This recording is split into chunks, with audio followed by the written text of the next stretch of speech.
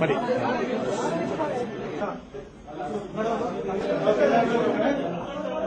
മോനെ മോനെ കാർത്തികോ കുത്തനെടുക്ക് കുത്തനെടുക്ക്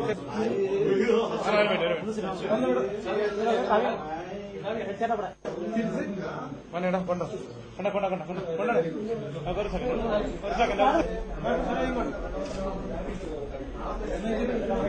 നടി കാവ്യ മാധവനും നിശാൽ ചന്ദ്രയും 10:20 കൊല്ലൂർ മൂകാംബിക ക്ഷേത്രത്തിൽ വെച്ച് വിവാഹിതരായി.